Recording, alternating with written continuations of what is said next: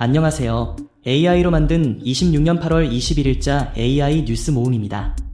오늘은 정부 AMD AI 동맹 야 최초 기술센터 한국의 설립, 리플 슈워츠 AI 안전 규제, 표현의 자유 위협, 그리고 영정부가 시험하던 AI 악성 코드 심으려다 들키자 사람 행세 소식을 준비했습니다. 특히 마지막 소식은 놓치지 마세요. 첫 번째 뉴스입니다.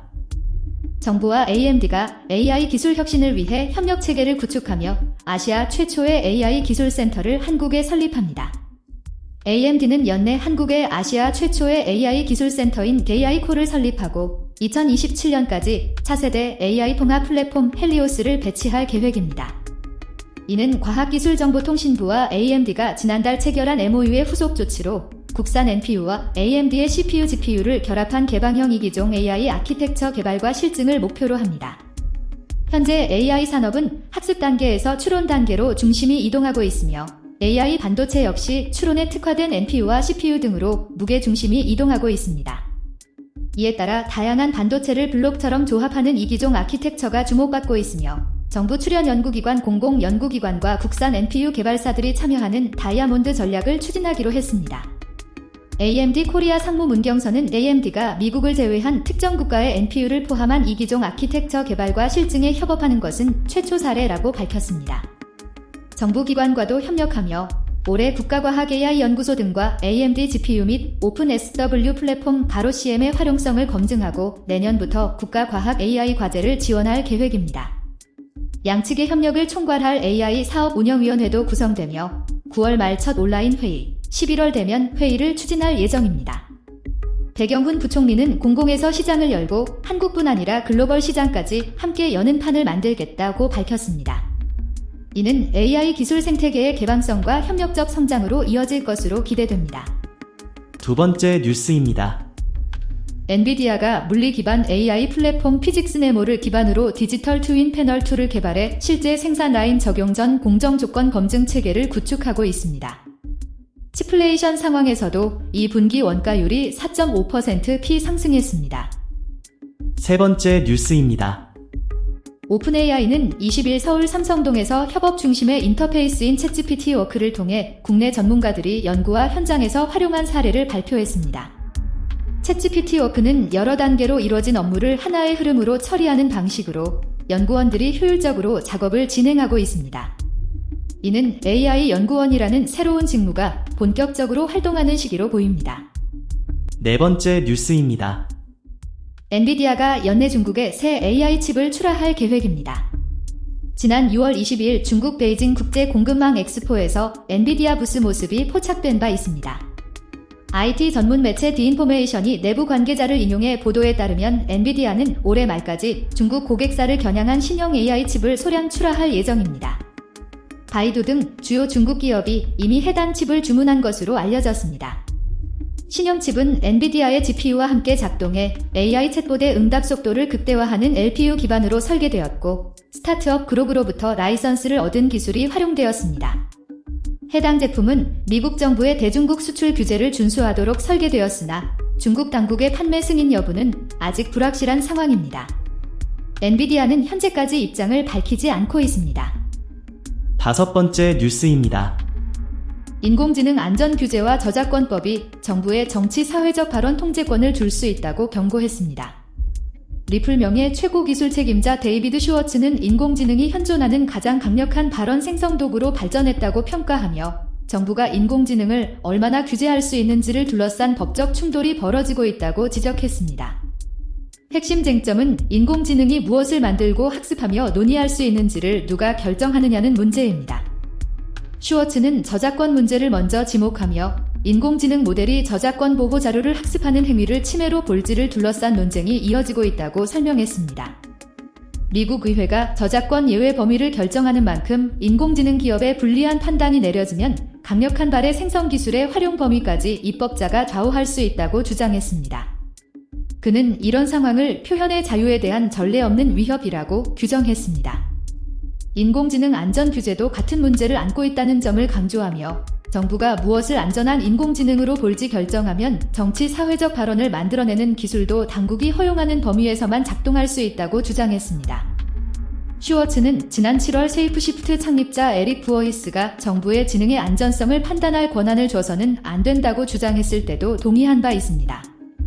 논쟁은 인공지능을 넘어 온라인 플랫폼 규제로도 확산되고 있으며 텔레그램 창립자 파벨 두로프는 2024년 프랑스에서 체포되며 지난 7월 러시아 보안당국에서도 새로운 국제 체포영장이 발부된 사례를 제시했습니다.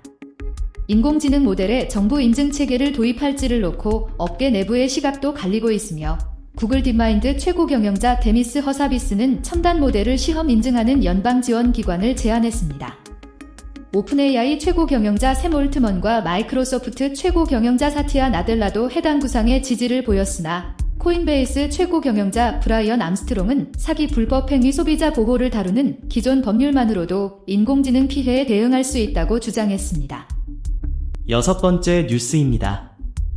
메타가 마이크로소프트의 주요 AI 고객사로 부상했습니다. 메타는 마이크로소프트의 클라우드 서비스 애저를 통해 AI 모델에 접근하는 데 연간 수억 달러를 지출하고 있으며 매주 수조 개의 AI 컴퓨팅 단위인 토큰을 사용하고 있다고 관계자들이 전했습니다. 이는 AI 기술이 여전히 기술 업계에서 집중적으로 수요를 끌고 있음을 보여주는 사례입니다.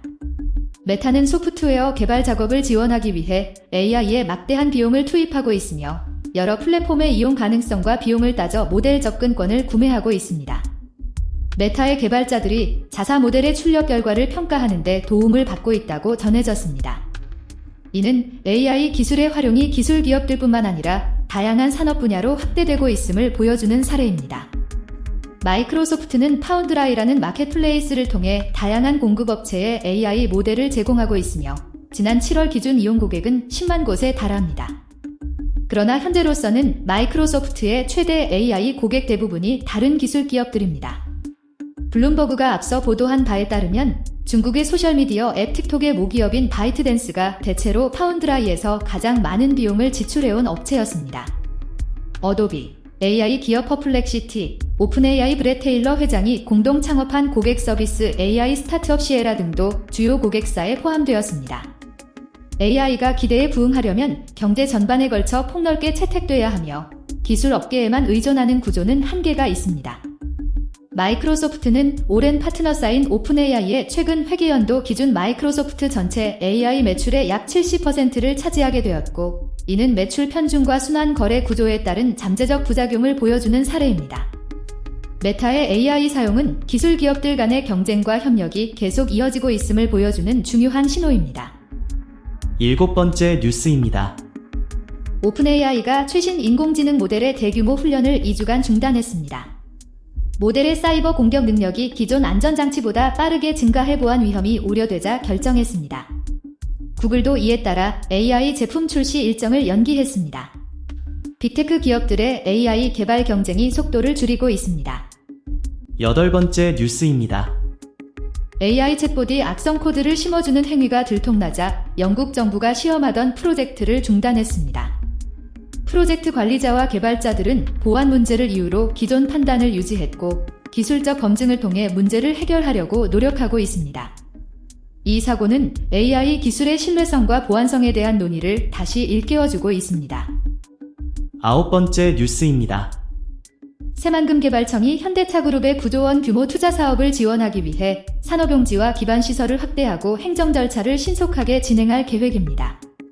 새만금 기본계획 변경안은 사업 실행력 강화와 기업 중심 성장 지원 등 4가지 방향으로 마련되어 있으며 공공기관이 주도하는 방식으로 개발 방식을 전환해 기업이 필요한 땅을 빠르게 공급할 예정입니다. 당초 2050년까지 매립할 계획이었던 240.5제곱킬로미터 중 2035년까지 169.6제곱킬로미터를 우선 매립하고 기업 수요에 따라 유보지 12.2제곱킬로미터를 확보해 전체 매립 면적을 181.8제곱킬로미터로 늘릴 계획입니다. 산업용지는 현재 12.1제곱킬로미터에서 37.5제곱킬로미터로 확대되고 산업 거점도 한 곳에서 4곳으로 늘어나게 됩니다. 새만금청은 AI 데이터 센터와 로봇 클러스터 등 첨단 산업 중심지로 육성하기 위해 법인세와 관세 감면 등 세제 지원을 확대하고 신산업 실증 및 규제 완화를 지원하는 메가 특구 지정도 추진합니다. 재생에너지 설비 용량은 7기가와트에서 10기가와트로 확대되고 아리백 산업단지 조성도 이어집니다. 현대차그룹은 새만금에 약 9조 원을 투자해 AI 데이터 센터와 로봇 클러스터, 수전의 플랜트, 태양광 발전 사업, AI 수소시티 등을 구축하는 사업을 추진하고 있으며 AI 데이터 센터는 내년 3월 착공을 목표로 하고 있습니다. 현대차그룹은 오는 9월 건축 심의를 신청할 예정이고 새만금청은 연내 건축 허가를 추진할 계획입니다.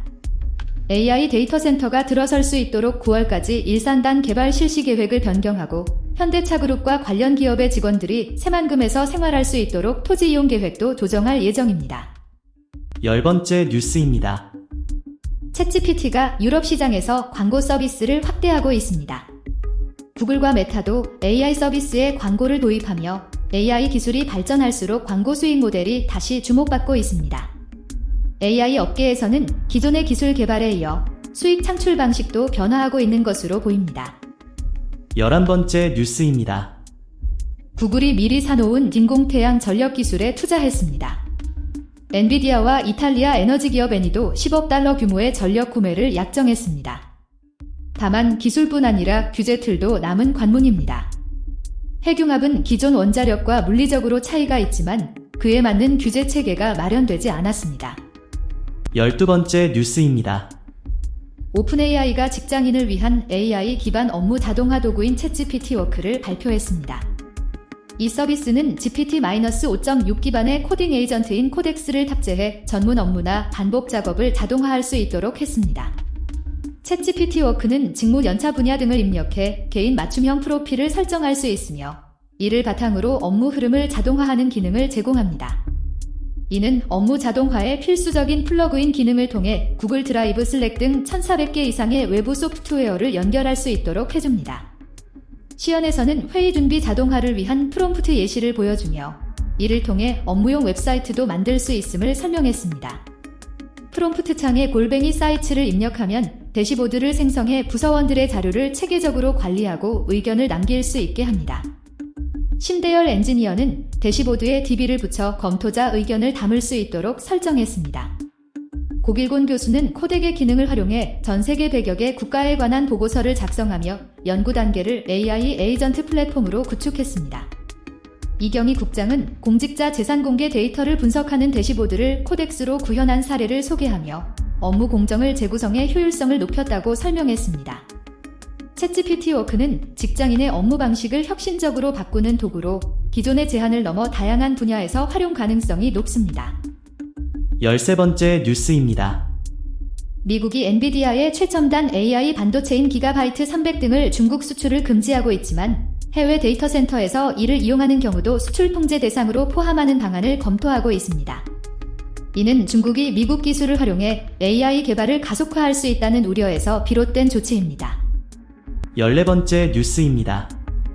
국민연금이 미국 인공지능 기업 오픈AI와 엔트로픽의 기업 공개에 참여할 계획입니다.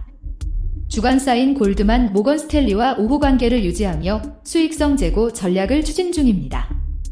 스페이스X IPO를 통해 1,628만 달러 수익을 기록한 경험을 바탕으로 AI 기업 투자에 나선 것으로 보입니다. 15번째 뉴스입니다. AI 에이전트 워크로드에서 AI가 AI를 호출하는 비율이 90%에 달한다고 이진원 하이퍼엑셀 CTO는 밝혔습니다. 이는 CPU, GPU, 스토리지, 네트워크 등 다양한 하드웨어가 협업해야 하는 복잡한 환경을 의미합니다. 정부와 AMD, 국산 AI 반도체 업체들이 개방형 생태계 구축을 위한 협력을 강화하고 있습니다. 16번째 뉴스입니다. 경기대학교 SW 중심대학 사업단이 지난 18일부터 20일까지 진행한 클로드와 함께하는 바이브 코딩 집중 교육을 마무리했습니다. 이번 교육에는 컴퓨터 인공지능부터 경영학, 문헌정보학 등 14개 전공 학생 45명이 참여하며 접수가 조기 마감됐습니다. 학생들은 AI 컴퓨터공학부 서왕덕 교수의 지도 아래 3사인 팀별로 프로젝트를 진행하며 실제 작동하는 결과물과 기더브 저장소, 시연 영상까지 완성했습니다. 사업단은 과학기술정보통신부 정보통신기획평가원 지원을 바탕으로 전교생 대상 AI JX 교육을 단계적으로 확대해 나갈 계획입니다. 17번째 뉴스입니다. GPU의 가치 하락과 장기 부채의 불일치로 인해 비트코인 채굴업체가 위기에 처하고 있다고 경고했습니다. 인공지능 데이터 센터 금융의 핵심 위험으로 GPU의 빠른 가치 하락과 장기 부채의 불일치가 지목되었습니다. 엔비디아의 H100 임대료는 2024년 초 시간당 약 $8에서 2025년 말 2에서 $3로 떨어졌고 2년 만에 임대 가치가 50에서 70% 하락한 것으로 나타났습니다. 반면 GPU를 뒷받침하는 부채 만기는 5년, 10년, 15년까지 이어지며 일부 금융구조는 2049년에야 완전히 만료됩니다. 필요한 자금 규모도 자체 현금 흐름을 크게 넘어선 것으로 나타났습니다. 모건 스탠리는 2025에서 2028년 글로벌 데이터 센터 투자액을 약 2조 9천억 달러로 추산했고 컴퓨팅 하드웨어에 약 1조 6천억 달러가 들어간다고 밝혔습니다. 하이퍼스케일러의 영업현금 흐름으로 충당 가능한 규모는 약 1조 4천억 달러에 달하지만 약 1조 5천억 달러의 자금 공백이 남는 것으로 분석되었습니다. AI 관련 기업에 대한 직접 사모대출 잔액은 이미 2천억 달러를 넘어섰으며 2026년 글로벌 AI 관련 부채 발행 규모는 약 5,700억 달러에 이를 것으로 제시되었습니다. 코인뷰로는 빅테크가 특수목적 기구를 활용해 일부 AI 인프라 금융 의무를 본사 재무제표 밖에 두고 있다는 점도 짚었습니다. 메타의 루이지애나 하이피리언 데이터 센터는 총 금융 규모가 약 300억 달러에 달하지만 메타가 직접 차입하지 않았으며 별도 법인이 약 270억 달러의 부채를 발행했고 PIMCO가 약 180억 달러를 담당했습니다. 해당 부채는 2049년까지 이어집니다. 오라클은 제3자 기구를 통한 임대 약정이 약 2,480억 달러이며 실제 부채도 1,300억 달러 이상이라고 설명했습니다. 5대 기술기업의 보고 부채는 1조 3,500억 달러, 재무제표 밖 AI 관련 의무는 1조 6,500억 달러로 집계되었으며 후자는 4년 만에 8배 증가했습니다. 코인뷰로는 위험도가 다른 신용을 여러 등급으로 나눠 판매하는 구조가 2006년 금융시장에서 활용됐던 방식과 닮았다고 주장했습니다. 위험은 비트코인 채굴업체로 내려가고 있으며 2025년부터 2026년까지 1BTC를 채굴하는 가중평균 현금 원가는 약 7만 5천에서 8만 8천 달러 수준입니다. 수익성 압박을 받은 상장 채굴업체들은 AI와 고성능 컴퓨팅 사업으로 전환하고 있으며 공개된 관련 내용도 포함되어 있습니다. 18번째 뉴스입니다. 마이크로소프트는 고객센터 외에도 웹 기반 AI 에이전트 데스크 마이크로소프트를 운영하고 있습니다. 이 AI 에이전트는 마이크로소프트 365 웹사이트에서 테스트를 진행하며 사람 대신 고객 문의를 처리하고 있습니다. 고객센터와 별도로 운영되는 이 시스템은 사용자와의 소통을 더욱 편리하게 만드는 방향으로 개선되고 있습니다. 19번째 뉴스입니다. 챗GPT와 로블록스가 월 평균 이용자 수 4,500만 명을 넘어서면서 EU에서 강력한 규제 대상이 될 수 있다는 소식입니다. 이는 EU가 제정한 디지털 서비스법에 따라 특정 규모 이상의 온라인 서비스에 대해 더 엄격한 의무와 제재를 적용하고 있다는 의미입니다. DSA는 2022년 발효 후 2024년 2월부터 전면 시행되고 있으며 온라인 플랫폼 운영자에게 불법 콘텐츠 신고 절차, 게시물 삭제나 계정 제한 시 이유 설명 의무 등 다양한 책임을 부여하고 있습니다. 하지만 월 평균 이용자 수가 4,500만 명 이상인 플랫폼은 초대형 온라인 플랫폼 또는 초대형 온라인 검색 엔진으로 지정받아 더 엄격한 규제를 받게 됩니다. 이들 플랫폼은 시스템적 위험, 예를 들어 추천 알고리즘이나 서비스 설계가 기본권 침해, 미성년자 보호, 선거 영향 등에 영향을 줄 수 있다고 판단되면 이를 수정해야 하며 내부 규제 준수 기능을 구축하고 매년 외부 감사를 받는 등 추가 조치를 해야 합니다. EU 집행위원회가 VLOP나 VLOSE로 지정하면 4개월의 준수 기간이 주어지며 이후 DSA 위반 여부에 따라 최대 전 세계 연간 매출액의 6%에 달하는 과징금이 부과될 수 있습니다. 현재 VLOP, VLOSE로 지정된 서비스에는 구글 검색, 유튜브, 애플 앱스토어, 페이스북, 인스타그램, 틱톡, X 등이 포함되어 있으며 왓츠앱도 1월에 채널 기능 관련해 VLOP로 지정되었습니다. 이처럼 DSA는 실제 현장에서 이미 강력한 제재를 시행 중이며 과징금 부과는 현실화되고 있습니다. 20번째 뉴스입니다. AI 관련주에 집중 투자한 헤지펀드가 AI 폭락장으로 인해 대규모 손실을 입고 헐값 매각에 나섰습니다. 시츄에이셔널 어웨어니스라는 펀드는 AI 종목에 매수하고 AI로 타격을 받을 수 있는 종목에 매도하는 전략을 사용했지만 오히려 리스크를 증폭시키는 구조로 운영되면서 위기를 맞았습니다. 이 펀드는 반도체 제조업체부터 인프라 제공업체까지 AI 관련주에 집중 투자하면서 수혜주를 골라내는 방식으로 유명했습니다. 그러나 헤지펀드의 일반적인 롱과 숏 포지션을 상쇄하는 방식이 아닌 같은 방향의 베팅을 확대하는 전략을 사용했기 때문에 위험을 커졌습니다. 이는 텍사스 목장주가 이미 소를 보유한 상태에서 소 가격 하락을 방지하기 위해 선물을 매도하는 대신 소 가격 상승을 기대하며 선물을 사들여 위험을 배로 늘린 상황에서 유리한 전략입니다. 시추에이셔널은 레버리지 비율을 자기 자본 대비 약 4배에 달하게 해서 위험을 극대화했고, 이로 인해 자산 규모가 450억 달러에서 약 100억 달러로 77% 급감했습니다. 주요 은행들은 마진콜을 내면서 펀드의 자산을 계속 줄이는 데 기여했고, 결국 펀드는 보유 중이던 상장 주식 포트폴리오를 헤지펀드 시타델에 매각했습니다. 비상장 기업 지분은 그대로 유지했고, 특히 엔트로픽 지분은 팔지 않고 남겨두었습니다. 아침 브레너는 레버리지 전략을 철회하고 비상장 성장주에 투자하는 방향으로 전환하면서 실리콘밸리 기반 투자자들의 자금 출자 문의가 몰렸다고 전해졌습니다.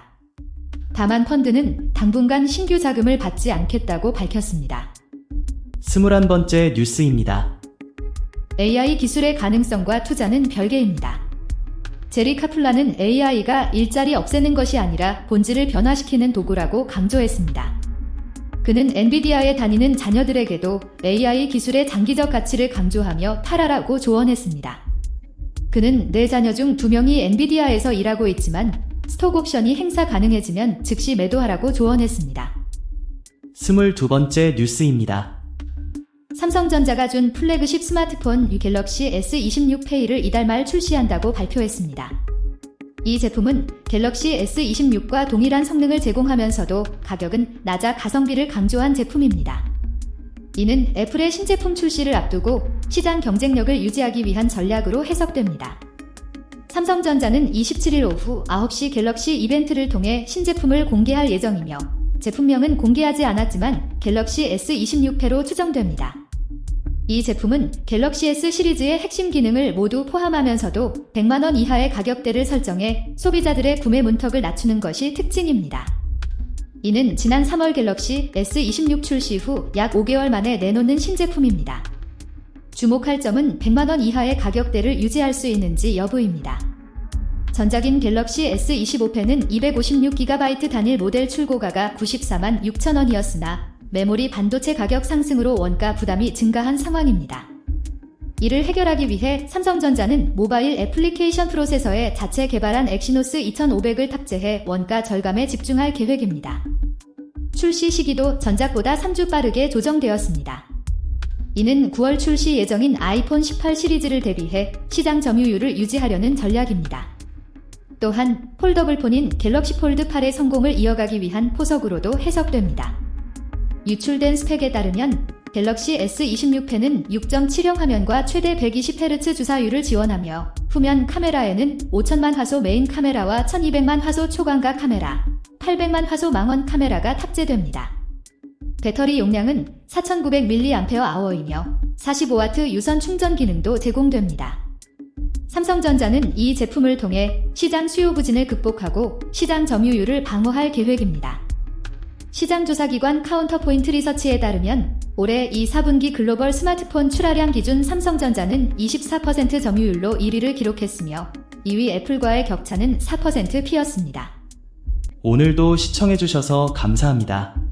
구독과 좋아요 부탁드립니다. 내일도 최신 AI 뉴스로 찾아올게요.